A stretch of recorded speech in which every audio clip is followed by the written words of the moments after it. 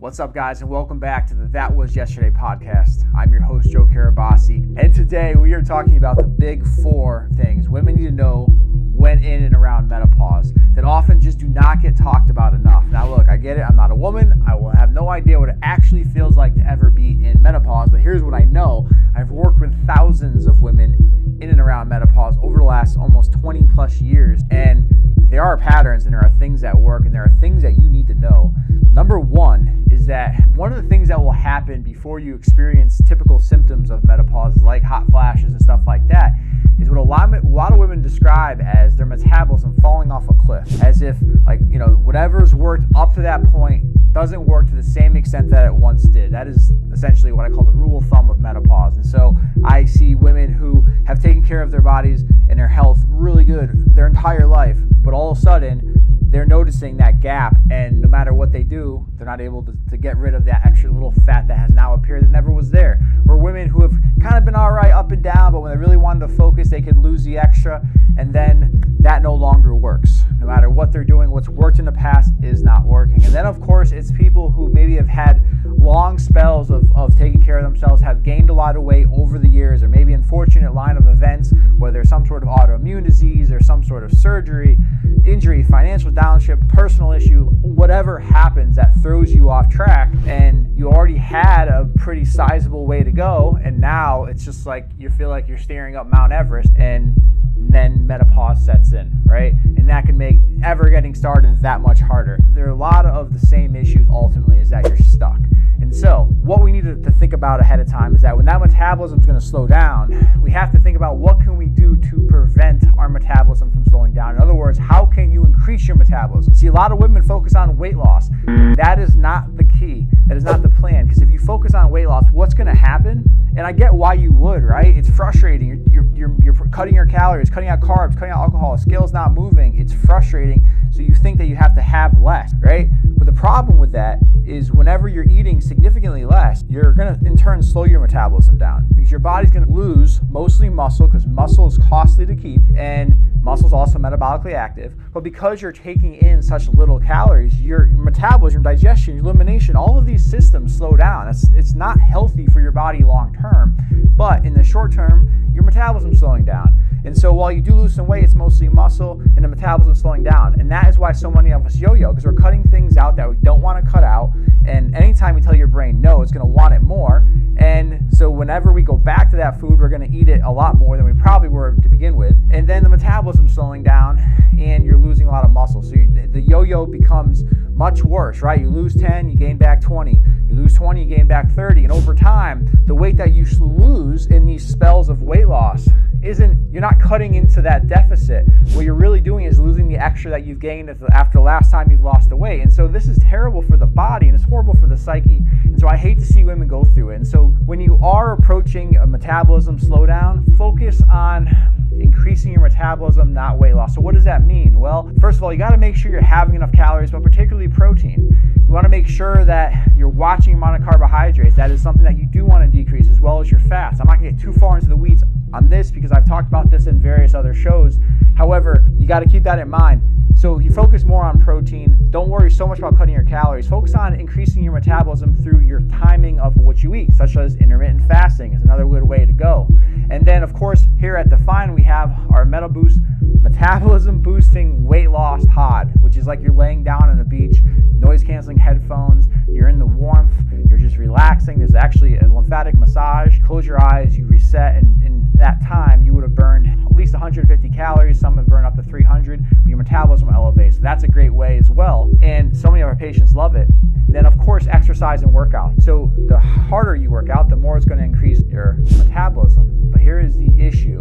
Another very important thing that you need to think about is your stress and then your recovery from your stress. See, here's what happens. I was just talking about before, one of the last ways to increase your metabolism is to work out intensely. Well, here's the problem with this, and I've seen this over the years when I had gyms for 11 years, and we've had these women who are so dedicated, so committed, doing all the things right, eating clean, exercising regularly, but they were also the type of people who had a lot going on in their personal life, who were working really hard, maybe had some personal stuff going on, but nonetheless weren't getting enough sleep, had so many other things going on. And so the intensity of their workouts, the intensity of their eating, combined with the intensity of their life, prevented them from losing. Their cortisol shot up, and when your cortisol shoots up, you're going to hold on to fat. Think about it. What is cortisol? It's a response, as a stress response, really.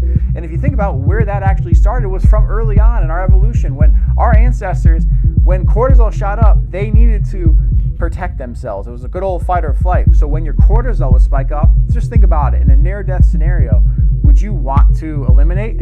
No. I mean, in terms of remove your bowels? No. So what happens? That slows down. Would you digest? No, because you don't want to waste calories on that, because digestion is not important when your life is in jeopardy. Would your body metabolize them? No, for the same reasons. Would your body reproduce? No, because of the imminent threat. Like, your brain doesn't know the difference whether a threat is actually, someone trying to do harm to your life, or an animal predator who's trying to do that, or if it's just the many life stresses that we all face personally, globally, and everything else. And so when your stress is really high, it's going to be very hard for you to make up for that unless you are adding recovery. And so we think more is more, but actually less is more. And I know that sounds cliche, but when you do so what I oftentimes am coaching women through in this scenario is doing less workouts, slowing the intensity down depending on what they're doing, perhaps adding more strength in, it depends on the person, but certainly having them work out for less time and less frequency than they were before. And by the way, their muscle increases, their body gets more lean,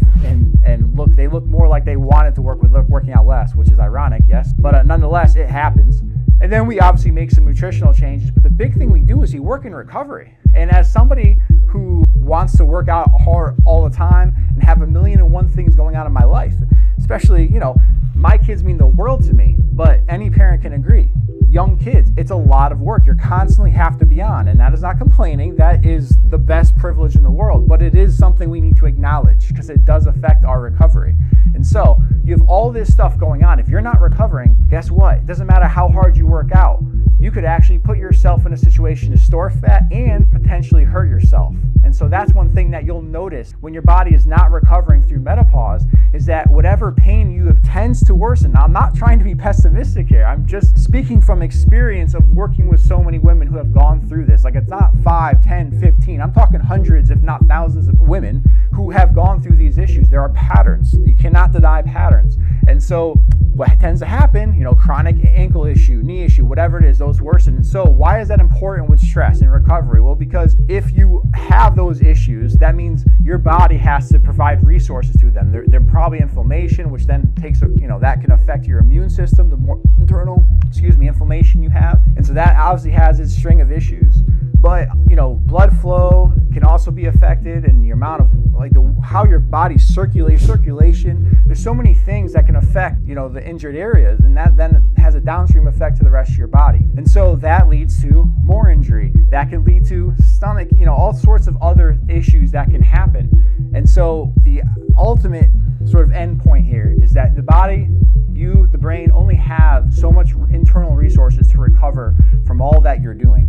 And so you got to be careful not to avoid this, this element of recovery, right? So whether you are somebody who just has a lot of life stress, it's very important to find time to downregulate, to find ways to incorporate recovery into your life. I'll share in a moment. And by the way, I'm not on a soapbox here.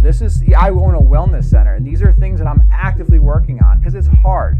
It's hard. You got so many other things going on, and sometimes in typical recovery, like your foam rolling, your stretching, stuff like that. It's like, yeah, you feel good after, but it's like not the most fun thing to do. Doesn't always feel good during, right? So typical recovery, it's like, why take the time for that? And plus, I already have limited time, and I'm not gonna burn any calories there. Like, that's how our mind works, right? And so generally, we tend to ignore more of that stuff, and then we move in favor of more intense activities, right? I oftentimes tell people like, oh, what's your recovery day? They're like, oh, I do power yoga. I'm like, that is not a recovery day, right? I get why you would do that. Touche, I'm with you. But that is not let's not lie to ourselves. The cool thing is, with Define, we have these amazing resources that feel amazing during them because it affects you in a positive way with your hormones. It affects your skin. Like our spot reduction doesn't just shrink the fat cell. It also tightens the skin around it, helps reduce cellulite, helps reduce inflammation, and your hormone, you just feel so good after. The pod, I mean, like you feel like you're laying on the beach when you're in the pod, except you're burning calories. Your body is also recovering. You're getting blood flow, you're getting circulation, it's reducing stress on your immune system. And oh, by the way, it's going to increase your metabolism for up to 24 hours just from laying down for 25 minutes, which, by the way, how often are you laying down for 25 minutes when you're not sleeping? Very, very little, right? So when you have those sort of carrots, if you will, that you're like, oh, if I do this, I'm going to get that, you'd be more likely to do it. But in so doing, you're getting more recovery. Same thing with a cold plunge. Now, that's something that I'm not going to lie to you. You ain't going to probably love when you're doing it, but you will love how you feel after it. That I can tell you. We have yet to have one person who is excited to do the cold plunge. Seriously. But we have also never had anybody who then have done it and did not feel really good about themselves, that they forced themselves to do something that they really didn't want to do that wasn't comfortable. Don't get it twisted. It isn't just getting into a tub. That whole idea of doing something that is physically uncomfortable, that you don't actually feel like doing, yet you do anyway, that gives you power, tremendous power. You will then feel empowered to do more things that you don't feel like doing. It'll start to internally, like, it's self-accomplishment, and it starts to ooze through you, and you'll do more of the same because you feel really good. So, that's a very important component. But the physical components, I mean, you're going to feel revitalized and refreshed. Your immune system will also be benefited. Your blood flow and circulation is through the roof. Like, it just oxygenizes your entire body. Oh, by the way, it burns bad fat. Why? Because it activates brown fat. And brown fat not only burns bad fat, but it also releases ATP. So you're going to feel more energy, which who doesn't want to feel more energy without drinking another, energy drink or a cup of coffee? And so I get it. It's not the funnest thing in the world, but the point is that these things make recovery easy. And that's why I'm in this industry as opposed to the gym industry, because this is what we need more. I can guarantee you that. And I'm not saying you, I'm saying we. So the second point is you got to be careful of the pain increasing. And so because of that, you want to reduce stress and increase your recovery. All right. And now number 3 is energy. Now this directly correlates with your metabolism and also the pain and the stress, right? Because the more stress your body's under, the more resources your brain, we don't think about that, but our brain actually uses and burns calories, which, by the way, we also don't think about sleep in this sense, which is that the brain recovers and detoxifies during our sleep. And so we're not getting enough sleep, or we're not getting good sleep. That's why we wake up with brain fog and we need like a million cups of coffee to function. So, I mean, that's a thing, and we have to be aware of that. But the brain burns calories, as I was saying before. And so, especially if we are dieting and really watching our calories, we're not giving our physical body what we need, but we also might be giving our actual brain, which sort of helps run our body. It's kind of important, right? Might not giving that enough resource, and so we're spread thin, which is why the stress becomes worse, the pain becomes worse, but also there's not enough energy to go around. And so when your metabolism is slowing down, it's going to directly affect your energy. And this is another issue with weight loss, is why like a program like Optivia, which I hate to pick on because I know so many amazing people who it's worked for them and they're happy about it, and good for you. But let's be very honest. Most people, it does not work long term, right? And I have a fundamental philosophical issue with the first 30 days of the program where they actually discourage you from exercise. It's the wrong mindset to give to people. And don't even tell me that it's because they can get hurt. That is bullshit. Yes, if they go do CrossFit, if you have 30 pounds to lose, you might hurt yourself. But there's 1,000,001 things you can do to exercise that will make you feel better internally, that will empower you to do more, that will also, oh, by the way, protect you from getting hurt and accelerate the weight loss process and build muscle to pad your joints. Because right now, all you have is extra weight on your joints. And oh, by the way, you're exercising whether you know it or not. You're getting in and out of your car, aren't you? You're walking in and around. So it's not like you can't do it. You can, but let's get better at it, because right now it's just a lot of stress on the joints, right? So when a program is telling you to eat such little calories that you shouldn't exercise because you're going to have an energy issue, we got to have a red flag there and just openly talk about it at least, right? It doesn't have to be tribes, but nonetheless, low-calorie diets, they're going to affect your energy, but as will menopause, because it's directly related to your metabolism. Your metabolism is going to directly correlate with your energy levels, right? That's why, like, when you first eat like a really big meal, you feel lethargic because it's all jammed up in your system. You haven't been able to digest and metabolize it, and so it's all in one space. It's heavy. Your body's not really utilizing. It's still just trying to break it down, right? But think about it after moving for a while, and a few hours after eating a meal, like, you start to feel good, right?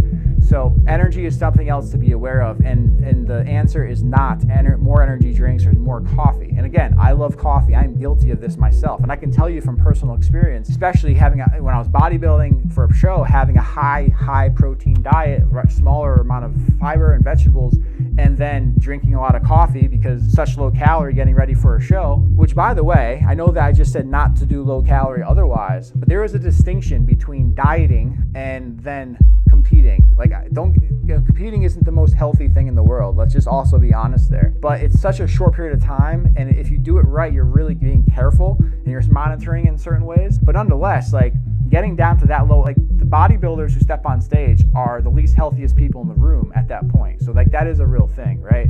But nonetheless, you drink a lot of coffee, you have a lot of protein, there's a lot of acidity. I was hospitalized with stomach issues as a byproduct of that, and it's something I constantly have to be aware of. And so I'm with you when it's hard to cut coffee down. It's a part of my life too. Mushroom coffee, Revive, has really helped for me to at least replace 1 cup of coffee. I also try to replace 1 with green tea as well. So I aim for 1 a day, cups of coffee. But today I had 2.